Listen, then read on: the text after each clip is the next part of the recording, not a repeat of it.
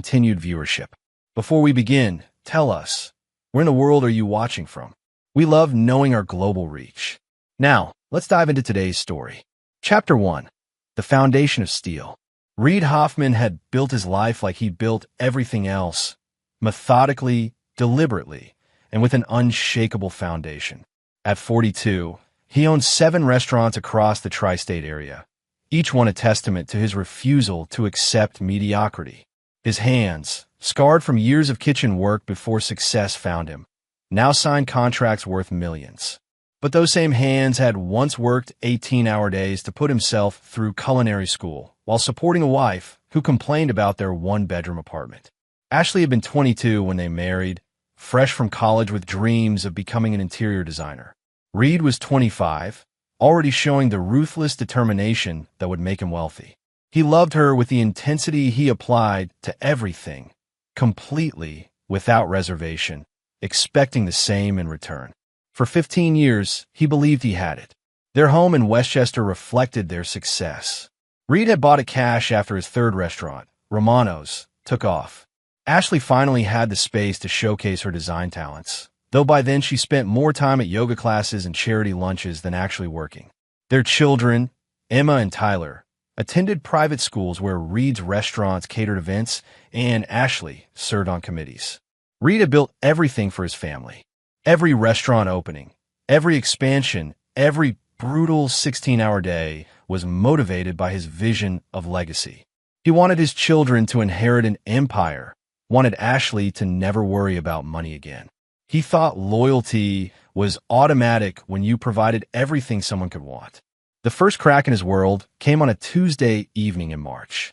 Reid arrived home early, a rare occurrence, planning to surprise Ashley with dinner from her favorite restaurant. One he didn't own, an oversight he now realized was his mistake. The house felt different, empty, despite Ashley's car in the driveway. He found them in his study. Ashley bent over his mahogany desk, while Blake Morrison, his business partner and supposed best friend, took what Reid had given freely for 15 years. The betrayal was so complete, so theatrical in its crudeness, that Reid stood in the doorway for a full 30 seconds before either of them noticed him.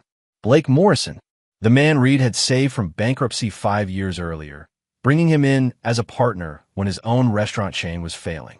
The man who had been best man at Reid's wedding, godfather to his children, welcome at every family dinner. Reid had shared his business strategies, his personal struggles, his dreams for the future. He had trusted Blake with everything except the knowledge that some men are incapable of honor. Ashley's scream, when she saw Reid, was genuine terror. Blake's attempt at explanation was pathetic stammering. Reid said nothing. He simply watched, memorizing every detail, every expression of panic and guilt. His mind was already working, calculating, planning. The emotion would come later in private. Right now, he was gathering intelligence. "Reid, I can explain," Ashley began, clutching a silk robe that cost more than most people's rent. "Don't," Reid said quietly. "Pack a bag. Both of you. Be gone in an hour." Blake attempted bravado. "Now wait a minute, Reid. We need to talk about this like adults. The business." Reid's laugh was soft, almost friendly. "The business? Blake, you just destroyed our partnership in the most spectacular way possible. Did you think I'd want to discuss quarterly projections?" That night, alone in his house for the first time in 15 years, Reid didn't drink or rage or break anything. Instead, he sat in his study after having the desk removed and burned and planned. By morning, he had made 17 phone calls and scheduled 6 meetings. Ashley would discover that her credit cards were canceled, her access to their joint accounts frozen. Blake would learn that Reid owned 49% of their partnership, not the 42% Blake believed, thanks to a contract amendment Blake had signed during a particularly drunken celebration 2 years earlier. But those are just opening moves. Reid understood that true revenge required patience, creativity, and an absolute commitment to seeing it through to the end. He had all 3 in abundance. Chapter 2. The Gathering Storm. 6 months after the divorce papers were signed, Reid had transformed himself into something his ex-wife and former partner didn't recognize. Where once he had been driven by the desire to provide, Now he was motivated by the need to reclaim what was his and punish those who had stolen it. The divorce settlement had been brutal for Ashley.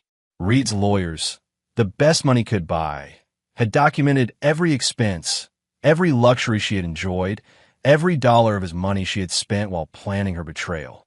The prenuptial agreement she had once complained about now protected Reed completely. Ashley received the minimum allowed by law and nothing more.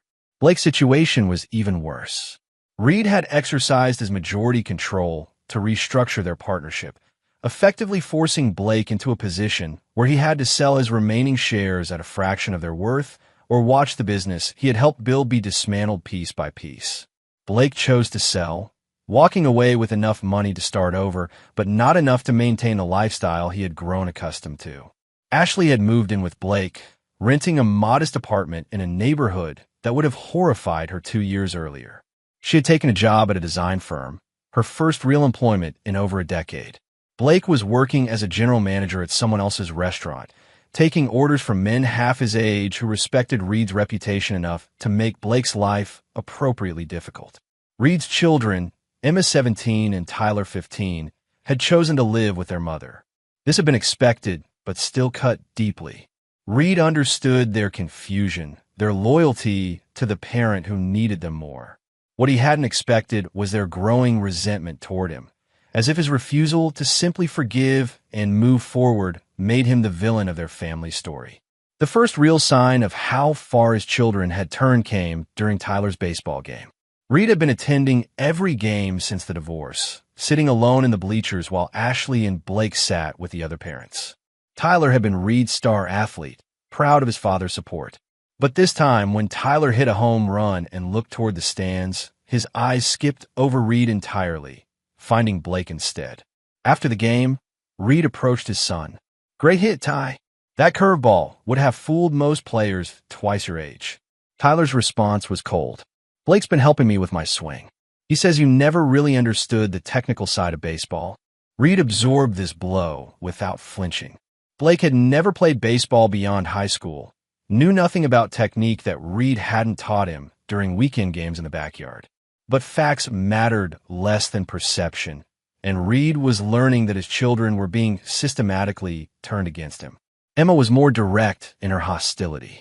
During one of their court-mandated dinners, she informed Reed that she wouldn't be attending his birthday dinner. "Blake is taking Mom to see a show that night," she said, not meeting his eyes. "It's important to her. More important than your father's birthday. You chose this, Dad. You could have worked things out with Mom, but you had to destroy everything instead. Blake says you're vindictive." Reed set down his fork carefully. "Blake says a lot of things. Most of them are lies designed to make himself feel better about betraying the man who saved his career. That's not how Mom tells it.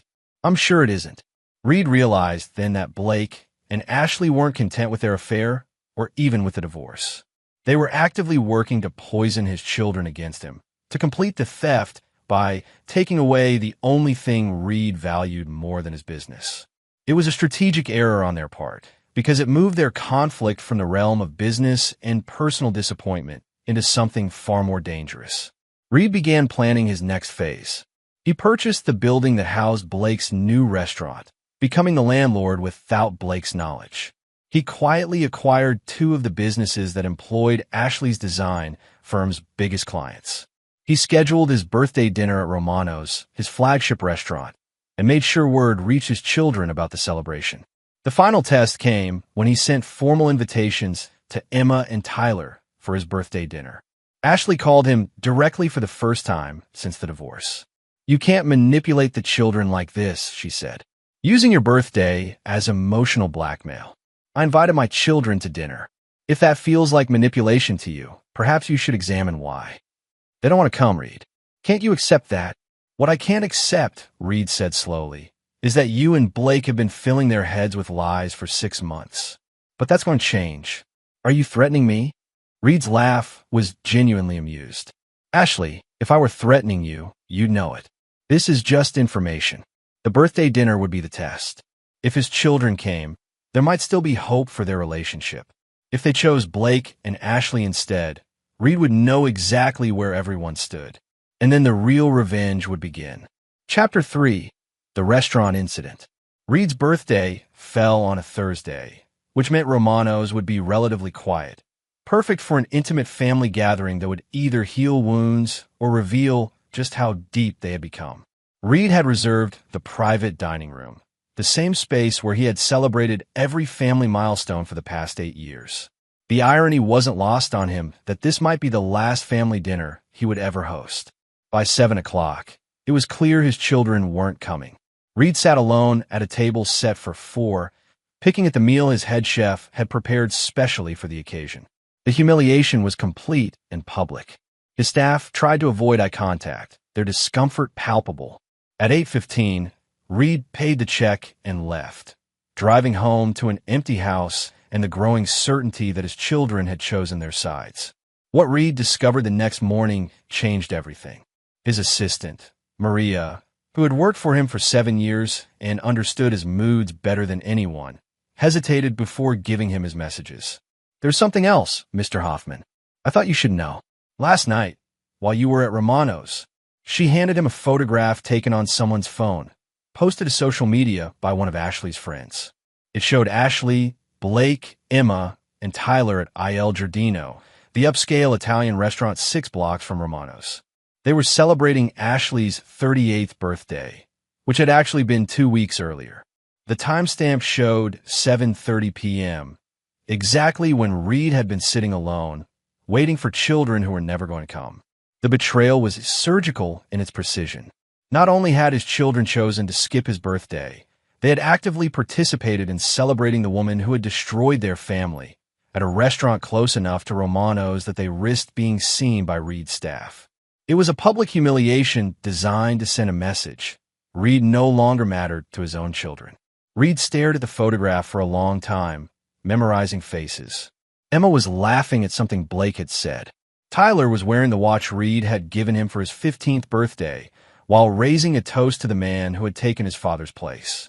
Ashley looked happier than she had in years, surrounded by the family she had rebuilt after destroying the original.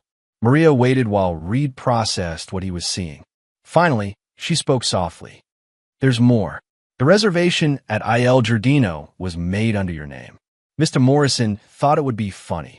Reed's expression didn't change, but Maria had worked for him long enough to recognize the stillness that came before he made moves that destroyed his competition.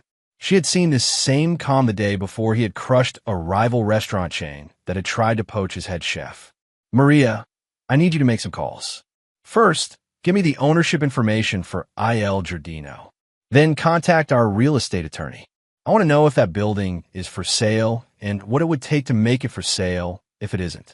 Sir, also call Emma and Tyler. Tell them I'd like to take them to dinner this Saturday at Il Giardino. Make a reservation for 4. Maria made the calls while Reed sat in his office, planning. By noon, he had learned that Il Giardino was owned by the Torino family, successful restaurateurs who had built their reputation on old-school Italian hospitality. They weren't interested in selling, but they were interested in the substantial loan Reed was prepared to offer them, secured by the restaurant property and carrying terms that would become problematic if certain conditions weren't met. The reservation for Saturday was confirmed. Reed sent personal invitations to his children, handwritten notes that simply said, "Please join me for dinner at Il Giardino this Saturday at 7 p.m. I have something important to discuss with you both." "Dad," Emma called him Friday evening. "Dad, we're not comfortable going to dinner. Mom says you're just trying to cause drama." "What I'm trying to do," Reed said carefully, "is have a conversation with my children. But if you're not comfortable, I understand. I'll be there anyway if you change your minds." Saturday evening, Reed arrived at Il Giardino at exactly 7 o'clock. He was shown to a table for 4 in the main dining room, positioned where he could see the entrance. He ordered wine and waited. At 7:30, his children arrived. Reed felt something ease in his chest until he realized Ashley and Blake were with him. They approached the hostess station, and Reed watched his daughter gesture toward his table while speaking in an animated voice. The hostess approached Reed apologetically. "Mr. Hoffman, I'm sorry, but there seems to be some confusion. Your daughter says they weren't expecting to dine with you this evening." Reed nodded slowly. "I see. And where would they prefer to sit?" They've requested a table in our private dining area, away from the main restaurant. Reed looked across the restaurant at his children. Emma was staring at him with something that looked like pity. Tyler wouldn't meet his eyes at all. Blake had his hand on Tyler's shoulder in a gesture that was clearly meant to be seen from Reed's table. "Tell them," Reed said quietly, "that's fine, but I'll be staying right here." What happened next will be talked about in restaurant circles for years. Reed pulled out his phone and made a single call. He spoke for less than 30 seconds, then hung up and calmly continued his dinner. 5 minutes later, the maitre d' approached the private dining room where his family was seated. Reed couldn't hear the conversation, but he watched the body language. First confusion, then protest, then anger. The maitre d' returned to Reed's table. "Sir, they're asking to speak with you." "Tell them I'm having dinner," Reed said. "If they'd like to join me, they know where I'm sitting." Another 5 minutes passed. Then Blake approached Reed's table, his face flushed with anger. "What the hell did you do, Reed?" Reed looked up from his osso buco. "I'm sorry, the reservation. They're saying our reservation has been canceled by the owner." Reed took a sip of wine. "That's unfortunate. Perhaps there was a misunderstanding. You did this. Somehow, you got our table canceled because you're having another one of your tantrums." Reed set down his wine glass. When he spoke, his voice was so quiet that Blake had to lean forward to hear him. "Blake, let me be very clear about something. This isn't a tantrum. This is a lesson. You stole my wife, turned my children against me, and then used my name to make reservations at restaurants while celebrating my humiliation. Did you think there would be no consequences? You can't just—" "I could do anything I want," Reed interrupted. "I own the note on this building as of this morning. Every table in this restaurant exists at my pleasure. Your reservation was canceled because I don't want you here. Your table, your meal, your evening, all of it ends when I say it ends." Blake's face went pale. "The kids, Reed. Think about Emma and Tyler." Reed looked past Blake to where his children stood near the hostess station. Emma was crying now, finally understanding that her father wasn't the weak man she had thought him to be. Tyler looked confused and frightened. "My children," Reed said, still speaking quietly, "chose to humiliate me on my birthday. They chose to celebrate the woman who destroyed our family. They chose to treat the man who gave them everything like an embarrassment. Now they get to live with the consequences of those choices." Reed stood up, leaving money on the table for his meal and a generous tip. As he walked past his children toward the exit, Emma grabbed his arm. "Daddy, please. We didn't know." Reed looked down at his daughter, and for a moment, his expression softened. "You didn't know, Emma. You knew exactly what you were doing. The only thing you didn't know was what I was capable of doing in return." He gently removed her hand from his arm. "Some bills can't be paid with money. Tonight you learned what currency I accept for betrayal." Reed walked out of Il Giardino, leaving his family standing in the entrance of a restaurant they could no longer afford to eat in, beginning to understand that the man they had dismissed was far more dangerous than they had ever imagined. Chapter 4.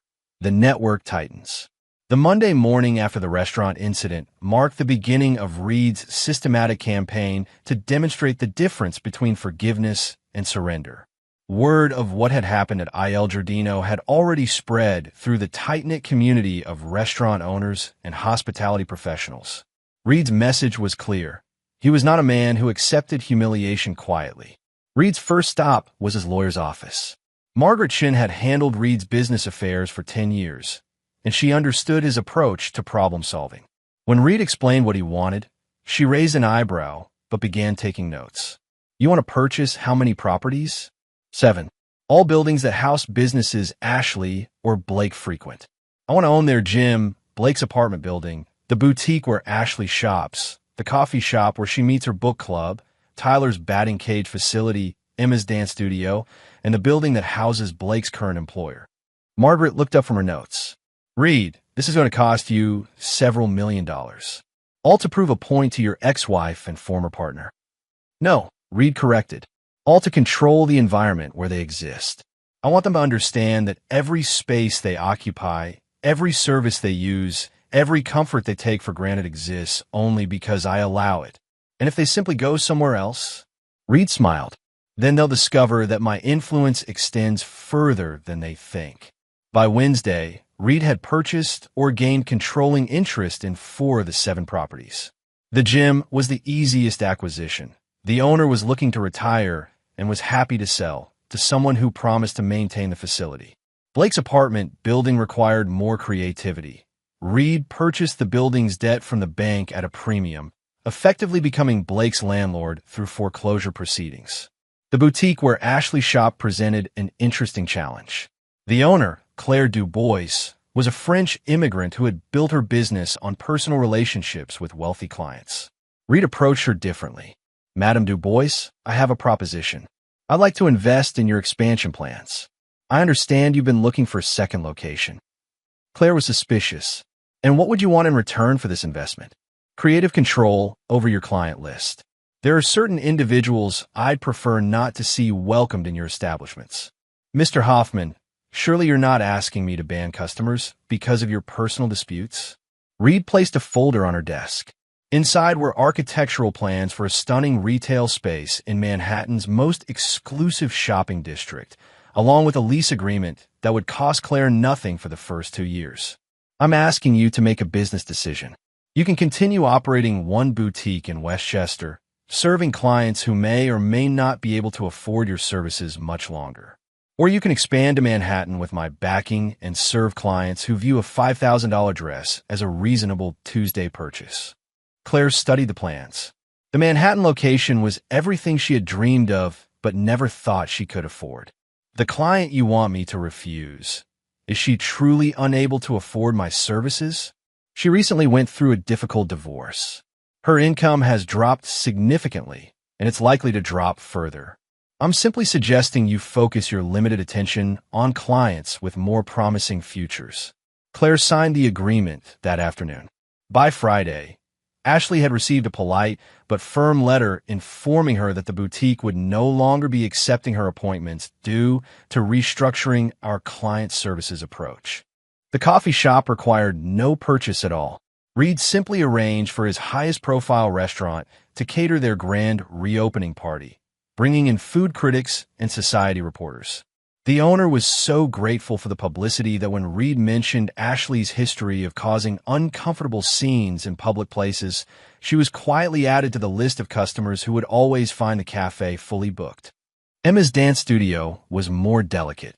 Reed had no desire to interfere with his daughter's activities, but he needed her to understand that her father's influence touched every aspect of her life. He arranged for the studio to receive a generous donation from his restaurant foundation, enough to upgrade their sound system and expand their recital space. When the studio director called to thank him personally, Reed made one simple request. "I'd appreciate if you could let Emma know that this donation came from her father. Not as a condition of anything, just so she understands that I still care about her interests." The studio director agreed, and that weekend Emma called Reed for the first time since the restaurant incident. "Dad, Mrs. Patterson told me about the donation to the studio. I hope it helps with your training. Why did you do it? After what happened at Il Giardino, I thought you were angry with me." Reed sat in his home office, looking at the family photos he had never removed from his desk. "Emma, I'm disappointed in choices you've made, but I'm not angry with you. You're my daughter. My job is to make sure you have opportunities, whether you appreciate them or not." "I don't understand what's happening, Dad. Mom says you're trying to control us, but Blake says you're just showing off. What do you think?" Emma was quiet for a long moment. "I think you're doing things I didn't know you could do, and it's scary." "Good," Reed said gently. "It should be scary. When people betray someone who loves them, there should be consequences. Otherwise, betrayal becomes too easy. Are you going to forgive us?" Eventually, Reed looked at the photo of Emma's first dance recital when she was 7 years old and still believed her father could fix anything. "Some things can be forgiven, Emma, but trust, once broken, has to be rebuilt from scratch. The people who broke it have to want to rebuild it more than they want to justify why they broke it in the first place. And if we don't want to rebuild it, then you'll discover that having me as an enemy is much more expensive than having me as a father." After Emma hung up, Reed sat in his office planning the next phase of his campaign. Blake's employer, Meridian Restaurant Group, would be receiving an offer to sell their most profitable location by the end of the week. Ashley's design firm would soon lose their three biggest clients to firms Reed had quietly begun investing in. The goal wasn't just to make their lives difficult. Reed was creating a world where every comfort they enjoyed, every opportunity they pursued, every stability they took for granted was connected to him. They could choose to live in that world and accept his terms, or they could choose to leave that world entirely. But they would not be allowed to live in his world while treating him with disrespect. Reed understood that revenge was not a moment. It was a system, and his system was just beginning to operate. Chapter 5. The Pressure Mounts. 3 weeks after the I.L. Giardino incident, Ashley Peterson, she had reverted to her maiden name after the divorce, was beginning to understand that her ex-husband was not the predictable man she had grown tired of during their marriage. The Reed she had known was driven and successful, but also generous to a fault and incapable of holding grudges. This new version was calculating his moves with surgical precision, and every day brought fresh evidence of his reach. Ashley's morning routine had become an exercise in diminishing options. Her usual coffee shop was perpetually full despite visible empty tables. The boutique where she had shopped for over a decade had discontinued her client relationship with apologetic efficiency. Her yoga studio had mysteriously raised their membership fees to a level just beyond her budget, while offering existing members a grandfathered rate that somehow didn't apply to her. Most unsettling was her workplace situation. Ashley worked for Morrison Design Associates, no relation to Blake, despite the unfortunate name coincidence that Reed had undoubtedly noted. The firm had been thriving until 3 of their biggest clients had abruptly terminated their contracts, citing strategic realignment with other agencies. Without those accounts, MDA was struggling to meet payroll, and Ashley's position as their newest senior designer was looking increasingly precarious. Blake was facing even more direct pressure. Meridian Restaurant Group had sold the location where he worked to an anonymous buyer who had immediately brought in their own management team. Blake found himself demoted from general manager to assistant manager, taking orders from a 28-year-old who made no effort to hide his contempt for Blake's inexperience with real restaurant operations. Worse, Blake's apartment building had been purchased by a property management company that had immediately instituted new policies. Lease renewals now required employment verification, credit checks, and character references. Blake's lease was up for renewal in 6 weeks, and his references were limited to people who either worked for Reed or had been influenced by Reed's network. The psychological pressure was intensifying. Blake had started drinking more, staying out later, picking fights with Ashley over money and blame.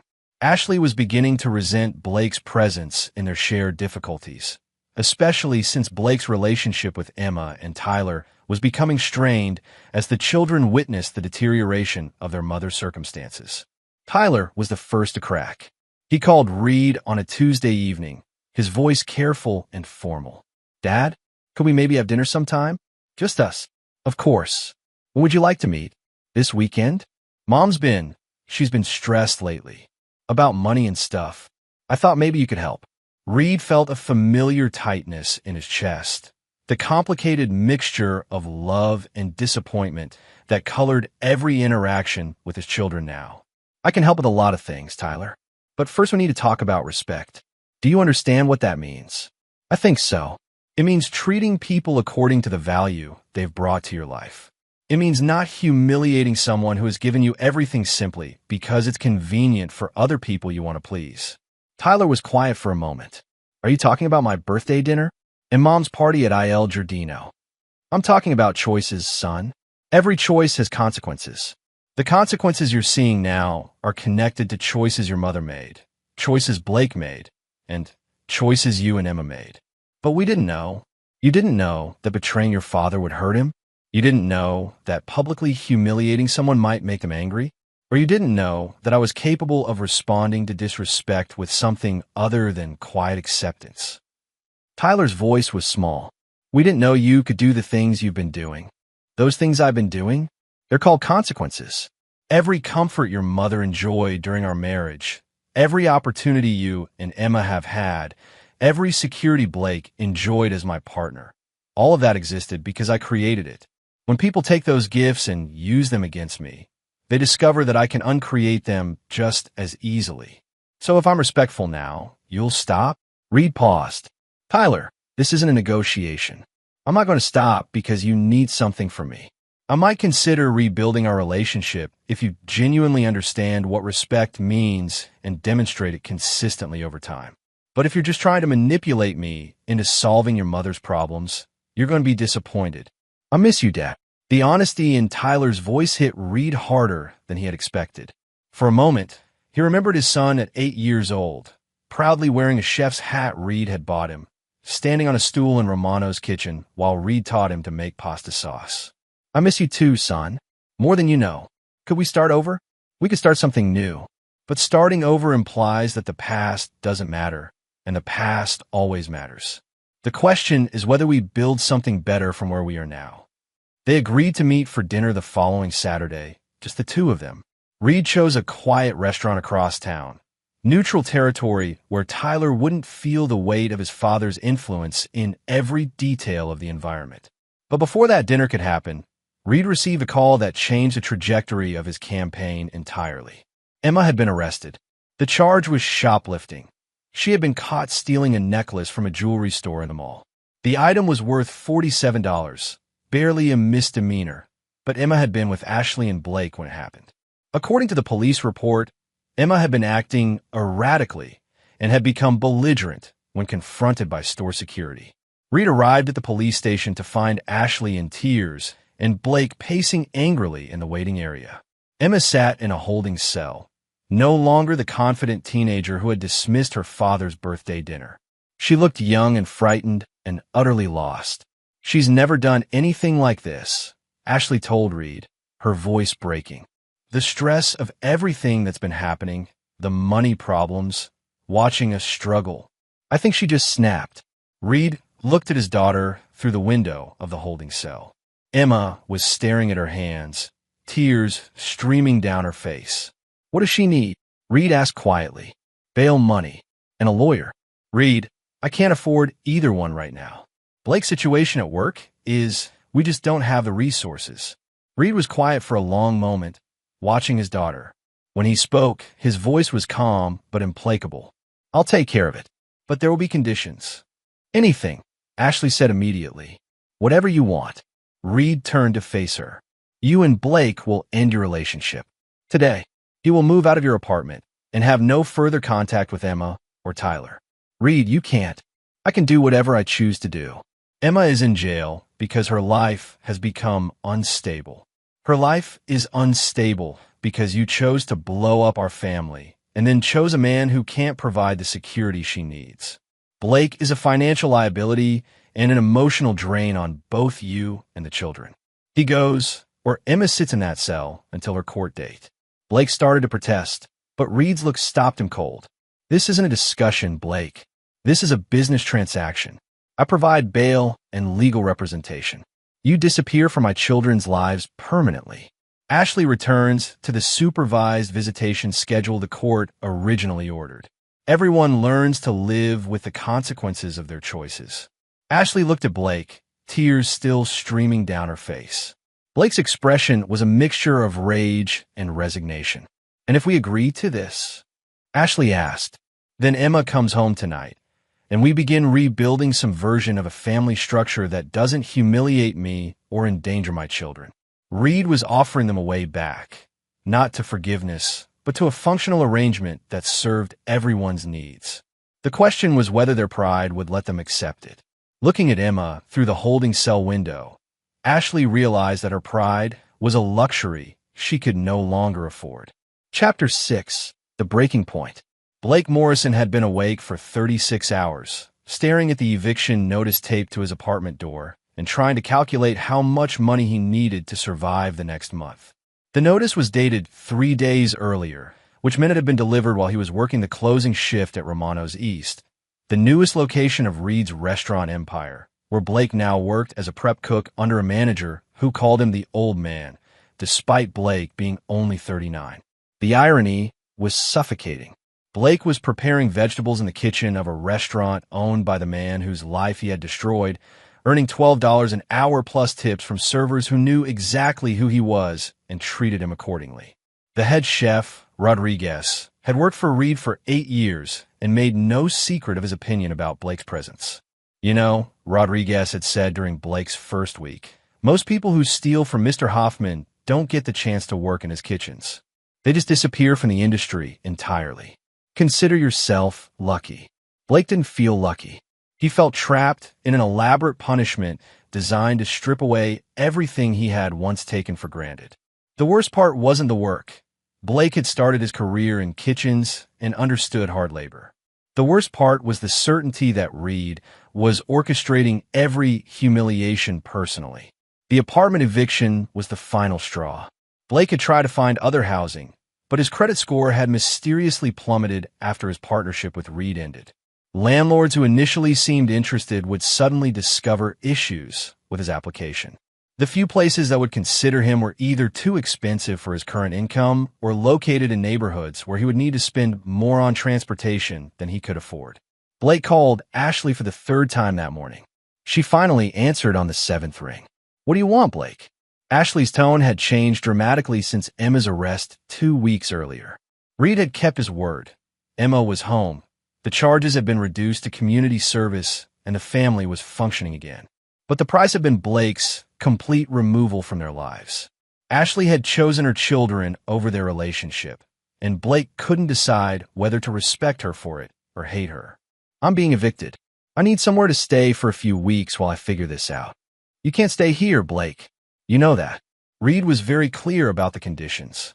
"So that's it. We spend 2 years together, and the minute things get difficult, you throw me away?" Ashley's laugh was bitter. "You want to talk about throwing people away? We destroyed Reed's life. We humiliated him in front of his children and his business associates.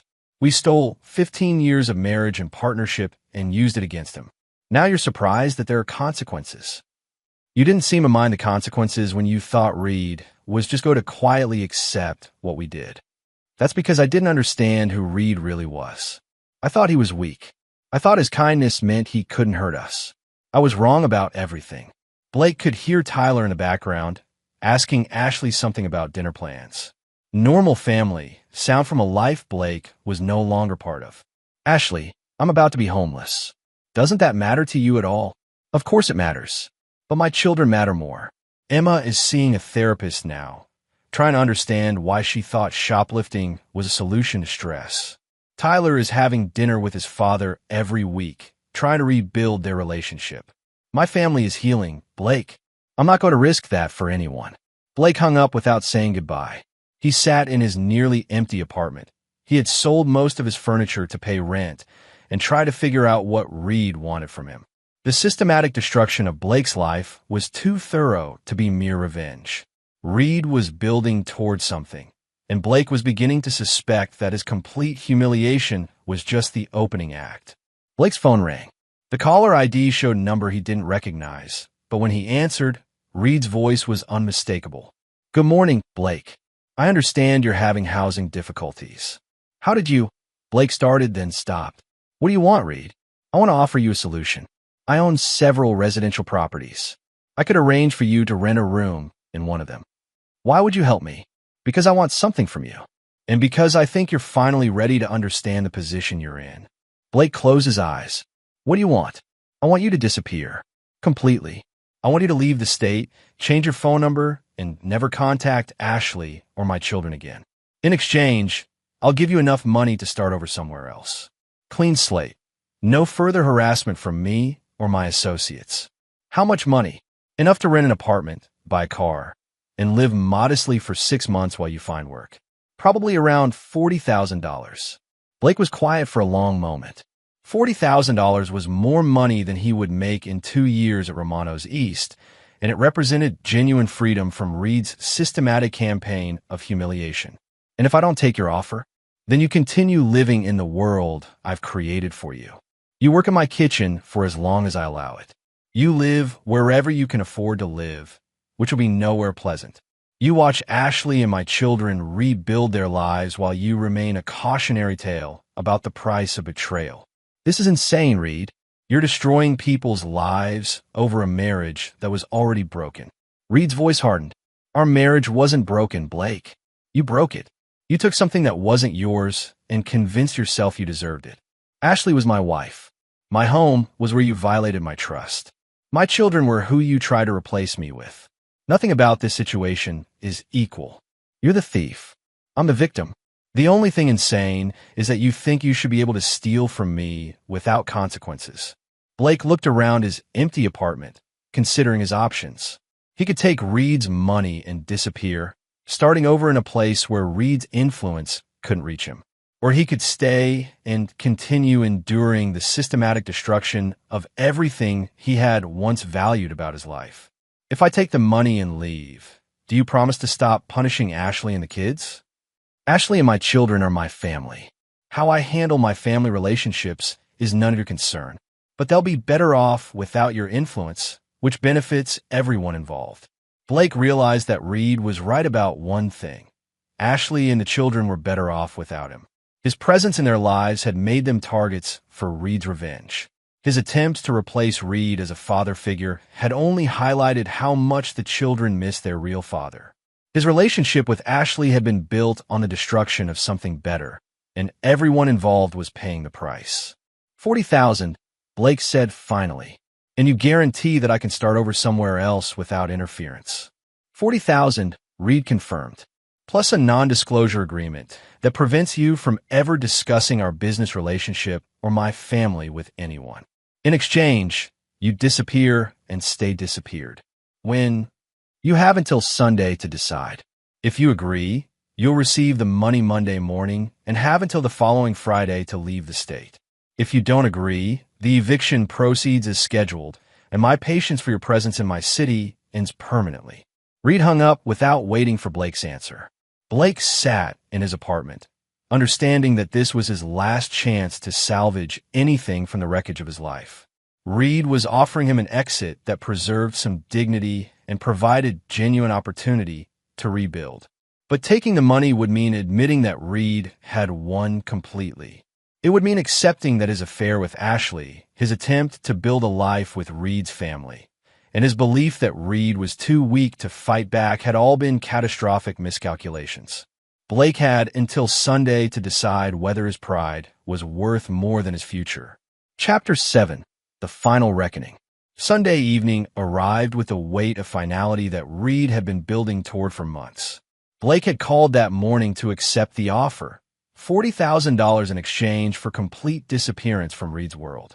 The money transfer was scheduled for Monday, with Blake's departure deadline set for the following Friday. Reed felt no satisfaction in Blake's surrender, only the cool relief of a problem finally being solved. Ashley had requested a meeting for Sunday night, asking Reed to come to her apartment after the children were asleep.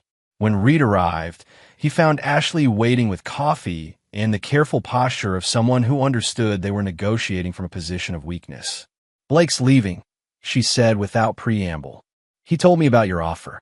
Reed sat across from her in the modest living room that was such a stark contrast to the home they had once shared. "Good. That's one less complication for everyone involved." "Reed, I need to ask you something. I need you to be honest with me." "I'm always honest with you, Ashley. That was never our problem." Ashley's laugh was hollow. "Our problem was that I stopped being honest with you. About what I wanted, about what I needed, about how I felt about our marriage." Reed waited, understanding that Ashley was building towards something that required careful handling. "If Blake leaves, if I prove that I can prioritize our children's needs over my own wants, is there any chance for us? Not necessarily as husband and wife, but as partners in raising Emma and Tyler." Reed studied Ashley's face, seeing genuine vulnerability for the first time since their divorce. She looked older than her 38 years, worn down by months of financial stress and the psychological pressure of Reed's systematic campaign against her choices. "Partnership requires trust, Ashley. Trust requires accountability. Are you prepared to be accountable for what you've done to our family? I destroyed our marriage. I turned our children against you. I brought a man into our lives who never should have had access to Emma and Tyler. I humiliated you publicly and convinced myself that you deserved it." Ashley's voice was steady, but tears were running down her face. "I was selfish and cruel and cowardly. And I'm sorry." Reed felt the familiar tension between his desire to protect his children and his absolute refusal to be vulnerable to Ashley's betrayal again. Apologies are important, but they don't rebuild trust. Trust requires change behavior over time.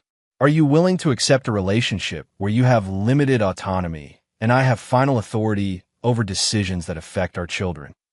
What does that look like? Joint custody returns to the supervised schedule the court originally ordered.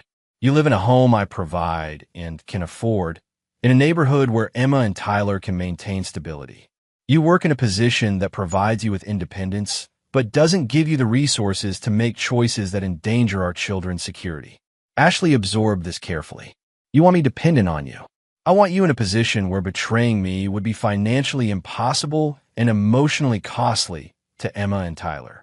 I want the power dynamic between us to reflect the reality that I'm the parent who can provide stability and you're the parent who needs that stability provided. And if I agree to this arrangement, our children get their father back. Our children get the father they chose to reject when they thought I was powerless to respond. They'll have to rebuild trust with me, just like you will. But yes, they get the opportunity to have a relationship with me that doesn't involve choosing sides. Ashley was quiet for several minutes, considering the terms Reed was offering. Finally, she spoke. There's something else you need to know. About why I had the affair. About why I convinced myself our marriage was broken. Reed waited, sensing that Ashley was about to provide the explanation he had never received. I was pregnant. 2 years ago. We had talked about having another child, but when it actually happened, I panicked. We were already so busy with the restaurants and Emma's activities and Tyler's sports. I felt like I was disappearing into being just a mother and a businessman's wife. So I terminated the pregnancy without telling you. Reed felt something cold settle in his chest. You killed our child without discussing it with me. I told myself it wasn't a child yet. Just a pregnancy. Just a problem I could solve by myself. Ashley's voice was barely a whisper. But afterward, I felt so guilty. And I felt so distant from you. Every time you touched me, I thought about what I had done. Every time you talked about our family, I felt like a fraud. So you had an affair. I convinced myself that our marriage was already over. That you didn't really love me, just the idea of me. Blake made me feel like someone worth wanting, not just someone whose job was to provide you with a family and a home. Reed stood up, walking to the window that overlooked the parking lot of Ashley's apartment complex. He could see Blake's car in the parking lot, already loaded with the possessions Blake would take with him when he left town on Friday. You killed our child because you were afraid of being ordinary. Then you destroyed our marriage because you felt guilty about killing our child. Then you turned our living children against me because you needed them to validate your choice to destroy our family. Yes, Reed turned back to face Ashley. And now you want me to trust you with our children's welfare. I want you to let me prove that I can be the mother Emma and Tyler deserve, even if I can never be the wife you deserved. Reed considered this for a long time. Ashley had finally provided the complete truth about her betrayal, including the part that made her actions unforgivable. She had made a choice about their family's future without including him, then compounded that choice with increasingly destructive decisions that had hurt everyone involved. But Emma and Tyler needed their mother. Not the mother Ashley had been during their marriage, and not the mother she had been during her relationship with Blake, but some version of Ashley that could provide stability and love without the capacity for further betrayal. Here are my terms, Reed said finally. You move into the house on Maple Street. I own it, and it's in the school district Emma and Tyler need. You work for Morrison Design Associates, but their 3 biggest clients will be companies I have investment relationships with. Your income will be sufficient for independence, but not sufficient for making choices that endanger our children's security. Blake leaves town permanently, and you have no contact with him after Friday. You attend family therapy with Emma and Tyler to address the damage your choices have caused. And you accept that any future relationship you have with a man requires my approval. Ashley stared at him. You want veto power over my dating life. I want assurance that you won't bring another Blake Morrison into my children's lives. The man who shares your bed has access to my son and daughter. I will not allow that access to be granted to someone who hasn't been vetted by the person responsible for their safety. And in exchange, In exchange, our children get to grow up with both parents available to them. You get to rebuild your relationship with Emma and Tyler. And I get the peace of mind that comes from knowing you can't betray our family again because you don't have the resources or opportunity to do so. Ashley nodded slowly. When do we start? We started months ago. This conversation is just you finally understanding the terms you've been living under. Reed left Ashley's apartment with the satisfaction of having solved the final piece of his revenge puzzle. Blake would disappear. Ashley would accept a subordinate role in their children's lives, and Emma and Tyler would learn that betraying their father came with consequences that reshaped their entire world. But the real lesson wasn't about punishment. The real lesson was about power, who had it, how it was used, and what happened when people mistook kindness for weakness. Reed had been kind to his family for 15 years. He had been generous, forgiving, and accommodating, and his family had used that kindness against him, treating his love as a guarantee that they could hurt him without consequences. Now, they understood the difference between kindness and weakness. Reed was still capable of love, still committed to his children's welfare, still willing to provide for his family's needs. But he would never again be vulnerable to their betrayal. Chapter 8. Lessons in Consequence. 3 months later, Reed stood in the kitchen of Romano's preparing for Emma's 16th birthday dinner. The private dining room was set for 6. Emma, Tyler, Ashley, Reed's parents who had flown in from Arizona, and Reed himself. It was the first family gathering since the divorce that felt genuinely peaceful rather than strategically arranged. Emma had changed significantly since her shoplifting arrest and the upheaval that followed. The entitled teenager who had dismissed her father's birthday dinner had been replaced by a young woman who understood that comfort and security weren't guaranteed. She worked part-time at the dance studio where Reed had made his donation, teaching younger children and earning money that she spent carefully. The experience of watching her mother struggle financially had taught Emma lessons about value that no lecture could have provided. Tyler had rebuilt his relationship with Reed through their weekly dinners, conversations that gradually moved from careful politeness to genuine connection. Tyler was learning to appreciate his father's intelligence and business acumen rather than taking them for granted. The baseball season had ended with Tyler receiving a partial scholarship to a prep school that would position him well for college recruitment, an opportunity that existed because Reed had made strategic calls to coaches he knew through his restaurant connections. Ashley was adapting to her new circumstances with a grace that surprised Reed. The house on Maple Street was comfortable without being luxurious, and Ashley had decorated it with furniture from her boutique days, supplemented by practical pieces that reflected their current budget. She was working steadily at Morrison Design Associates, which was thriving again thanks to the return of clients who appreciated Reed's investment in their success. Ashley's role was clearly defined. She provided creative services to clients Reed's network brought to the firm, earning enough money for independence while remaining dependent on Reed's goodwill for the opportunities that made that independence possible. The family therapy sessions had been brutal but productive. Dr. Sarah Kim was a therapist Reed had chosen specifically for her direct approach to accountability and her refusal to treat all family dysfunction as equally responsible for their problems. Under Dr. Kim's guidance, Emma and Tyler had come to understand that their choice to humiliate their father at Il Giardino hadn't been a minor social mistake. It had been a fundamental betrayal of the person who had provided everything they valued about their lives. Ashley had been forced to confront the full scope of her destructive choices, including the pregnancy termination she had hidden from Reed. Dr. Kim had made it clear that Ashley's affair was not a symptom of marital problems, but a deliberate choice to destroy something that could have been repaired through honest communication. The fantasy that your affair was inevitable or justified, Dr. Kim had told Ashley during one particularly difficult session, is preventing you from taking full responsibility for the damage you caused. You weren't driven to betray your husband by circumstances beyond your control. You chose to betray him because you wanted something you thought you couldn't have within your marriage. But I felt so disconnected from Reed, Ashley had protested. I felt like I didn't matter to him anymore. Did you communicate those feelings to Reed before you decided to have an affair? I tried, but he was always working, always focused on the restaurants.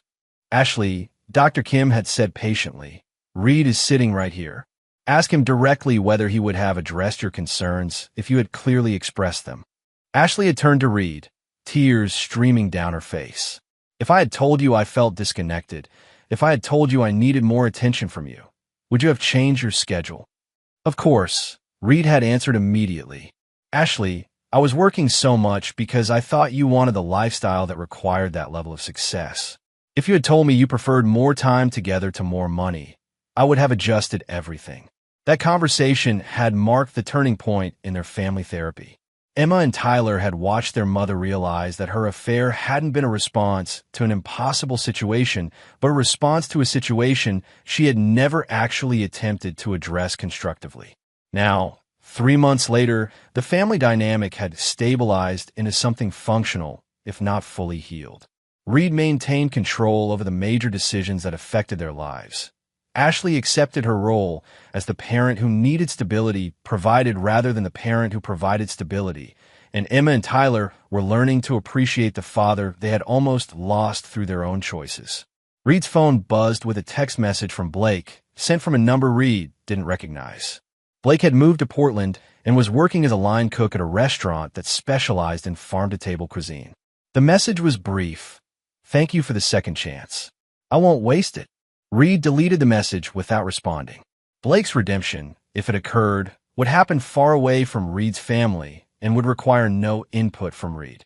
The $40,000 had purchased Blake's complete removal from their lives, and Reed intended to maintain that separation permanently. Emma appeared in the kitchen doorway, wearing the dress Reed had bought her for the occasion, a sophisticated but age-appropriate outfit that reflected their current financial reality without suggesting poverty. "Dad, the cake looks amazing. Did you make it yourself?" Reed had indeed made Emma's birthday cake, a skill he had learned during his early restaurant days but had rarely used once he could afford professional pastry chefs. "I wanted this dinner to be personal," Reed said. "Your 16th birthday deserves something I made specifically for you." Emma hugged him, and Reed felt the genuine affection that had been missing from their relationship for so long. "Dad, I know I haven't said this directly, but I'm sorry. About your birthday dinner, about choosing Blake over you, about not understanding what you meant to our family until it was almost too late." Reed held his daughter, remembering the little girl who used to help him prep vegetables on Sunday afternoons while Ashley read design magazines in the dining room. "What matters now is what we build going forward, Emma. The past taught us important lessons, but it doesn't have to define our future. Are you happy with how everything turned out?" Reed considered the question carefully. His marriage was over. His family had been restructured around his authority rather than mutual love, and his relationships with his children were based on their understanding of consequences rather than unconditional trust. "I'm satisfied," Reed said finally, "which is different from happy, but it's enough. Our family is functional now. Everyone understands their role and responsibilities. You and Tyler are getting opportunities to succeed. Your mother is learning to make better choices. That's more than many families achieve. Do you think you'll ever forgive Mom? Really forgive her?" Reed looked through the kitchen window toward the dining room, where Ashley was setting the table while Tyler arranged flowers Reed had brought from Romano's garden. "Forgiveness isn't the right concept for what happened to our family, Emma. Your mother made choices that changed who she was and who I could be in relationship to her. I can't forgive those choices because they created permanent changes that can't be undone. But I can work with who she is now to provide you and Tyler with the stability you need. And us. Do you forgive Tyler and me?" Reed turned to face his daughter directly. "You and Tyler are still becoming who you're going to be. The choices you made were hurtful, but they were also learning experiences. If you continue demonstrating that you've learned from those experiences, we'll continue building a stronger relationship." Emma nodded, understanding that her father's love for her was secure, but that his trust still needed to be earned through consistent behavior over time. "I want to be someone you can be proud of," Emma said. "Then be someone who treats loyalty as sacred, who understands that actions have consequences, and who never takes for granted the people who sacrifice for your benefit," Reed replied. "If you can do that, I will always be proud of you." As they prepared to join the rest of the family for dinner, Reed reflected on the strange satisfaction of having rebuilt his family according to his own terms rather than accepting its destruction according to someone else's choices. This wasn't the life he had planned, but it was a life where his value was recognized, his authority was respected, and his love was earned rather than assumed. For Reid Hoffman, that was enough. Chapter 9. The New Order. 1 year after the Il Giardino incident, Reid stood in the main dining room of his newest restaurant, Hoffman's Legacy, watching Emma and Tyler serve as hosts for the grand opening celebration. Emma, now 17, moved through the crowd with the poise of someone who understood hospitality as both service and power. Tyler, 16 and considerably more mature than his age suggested, was explaining the restaurant's concept to food critics with an intelligence that made Reid proud. Ashley worked the room as well, but in a different capacity. She was there as the interior designer who had created the space, introduced to guests as the talented woman responsible for Legacy's stunning aesthetic.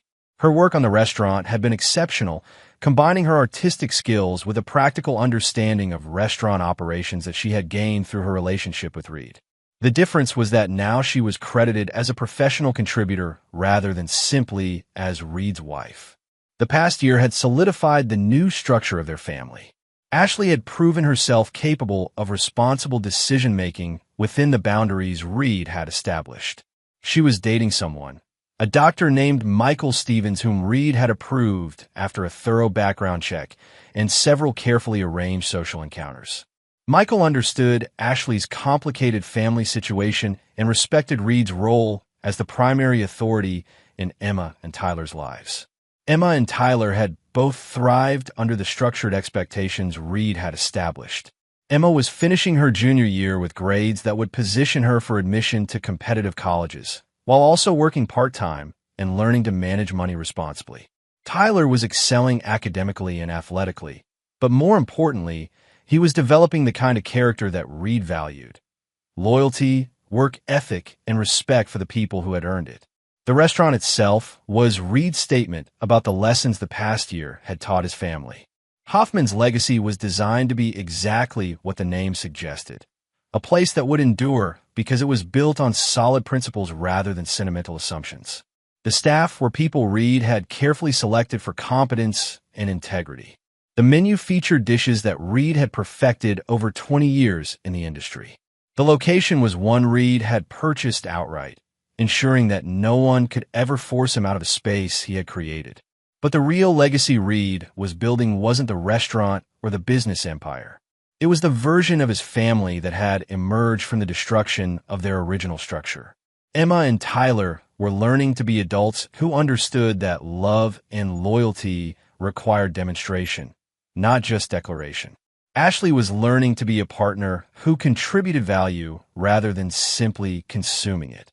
Reid had learned to be a father and leader who was respected for his strength rather than taken for granted for his generosity. The evening celebration was interrupted by a familiar face Reid hadn't expected to see. Blake Morrison stood at the host station, speaking quietly with Emma. Reid approached them, curious about what Blake could possibly want after a year of silence. "Mr. Morrison," Reid said formally, "this is unexpected." Blake looked older than his 40 years, but healthier than he had been during the final months of his time in Reed City. His clothes were clean and well-fitted, suggesting that he had found some measure of success in Portland. "Reid, I wanted to congratulate you on a new restaurant, and to thank Emma for agreeing to speak with me." Emma looked between the two men, clearly uncomfortable, but handling the situation with more maturity than Reid would have expected from her a year earlier. "Blake wanted to apologize," Emma explained, "to our whole family for the damage he caused." Reid studied Blake's face, looking for signs of manipulation or self-interest. What he saw instead was genuine regret and the kind of humility that usually only came from extended suffering. "I don't need an apology from you, Blake. What happened between us was resolved when you accepted my offer to leave town." "I know," Blake said. "This isn't about what you need. It's about what I need to say to finish becoming a better person than I was when I knew you." Reid gestured toward a quiet corner of the restaurant where they could speak privately. Blake followed, with Emma choosing to join them despite Reid's suggestion that she return to her hosting duties. "I destroyed something beautiful," Blake said without preamble. Your marriage to Ashley wasn't perfect, but it was based on genuine love and shared commitment. Your relationship with your children was strong and healthy. Your trust in me as a business partner was earned and justified. I destroyed all of that because I wanted something that wasn't mine to take. Reed waited for Blake to continue, understanding that this confession was more for Blake's benefit than his own. I've spent the past year working for people who built their businesses the way you built yours, through hard work, integrity, and treating employees fairly. I've learned what I should have learned 20 years ago, that success based on taking things from other people doesn't last, and it doesn't make you happy. And what do you want from me now? Reed asked. Nothing. I want you to know that I understand what I took from you, and I want you to know that I've tried to become someone who would never make those choices again. Emma spoke up. Blake also wanted me to know that nothing he said about you during the time he was with Mom was true. He said he was trying to justify his own behavior by making you seem like a bad father and husband. Reed looked at his daughter, seeing her process this information with the analytical intelligence she had inherited from him. Did you need to hear that from him, Emma? I already knew it wasn't true, but it was good to hear him admit that he was lying. Reed turned back to Blake. I appreciate your honesty. I hope you found a life in Portland that brings you satisfaction. I have. And Reed, your children are extraordinary. Whatever mistakes Ashley made, whatever damage I caused, you raised them to be strong and intelligent and capable of learning from difficult experiences. That's not an accident. Blake left without asking for forgiveness or attempting to restore any relationship with Reed's family. His apology had been complete and unconditional, asking for nothing in return except the opportunity to acknowledge the harm he had caused. After Blake left, Emma and Reed returned to the celebration. The restaurant was full of people who represented Reed's success. Business partners, loyal employees, satisfied customers, and industry colleagues who respected his reputation. But the people who mattered most to Reed were Emma and Tyler, who moved through the crowd with confidence and grace, and Ashley, who was explaining her design choices to guests with professional pride.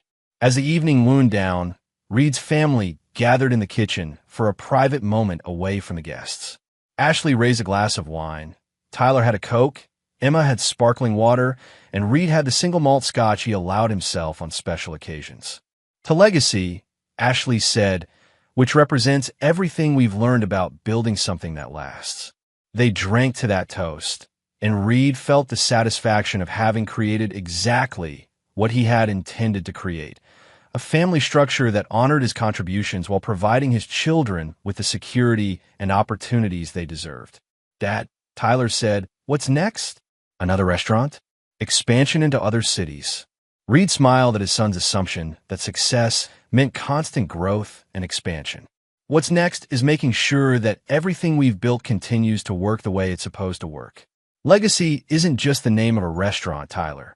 It's a commitment to maintaining the standards that created our success. And what standards are those? Emma asked. Reed looked at his children, seeing the adults they were becoming and feeling confident that they understood the lessons their family's crisis had taught them. Loyalty must be earned and demonstrated. Trust must be rebuilt through consistent behavior over time. Love without accountability becomes entitlement. And actions always have consequences, even when those consequences take time to develop. Reed's family had been destroyed by betrayal and rebuilt through the systematic application of consequences. The new version was more honest, more functional, and more sustainable than the original. Everyone understood their role, everyone appreciated what they had been given, and everyone knew what they stood to lose if they violated the trust that held their family together. Reed Hoffman had lost a marriage based on false assumptions about unconditional love and found a family based on accurate assumptions about earned loyalty. He had transformed betrayal into opportunity, weakness into strength, and chaos into order. Most importantly, he had taught his children that some people could be counted on to respond to disrespect with strength rather than surrender. In a world where many young people learned that actions didn't have consequences, Emma and Tyler had learned that consequences were inevitable. They just sometimes took longer to arrive than people expected. Reed's legacy wasn't just the restaurants he had built or the business success he had achieved. His legacy was a family that understood the difference between love and weakness, between forgiveness and enabling, and between kindness and surrender. As Reed locked up Hoffman's legacy that night, he reflected on the fact that some bills truly couldn't be paid with money. The bill for betraying someone who loved you could only be paid with consequences that change your life permanently.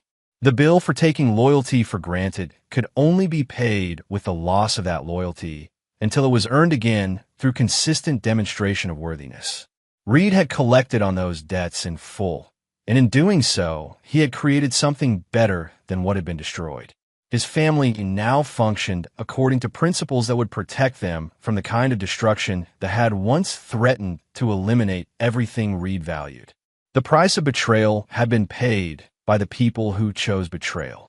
The reward for learning from that betrayal belonged to the people who had been strong enough to demand accountability and patient enough to rebuild on a foundation of truth rather than hope. Reed Hoffman drove home to his house, where his children were waiting to tell him about the conversations they had had with guests, where Ashley would update him on the positive feedback about her design work, and where everyone understood that their security and happiness depended on treating each other with the respect that had been earned through surviving the consequences of its absence. It was not the life Reed had originally planned, but it was the life he had chosen to create from the wreckage of what betrayal had destroyed. And it was enough. And there you have it. Another story comes to an end. What did you think? I'd love to hear your thoughts in the comments below. If you enjoy this story, consider joining our community by subscribing. It means the world to us. For more stories like this one, check out the recommended videos on screen, and I'll see you there.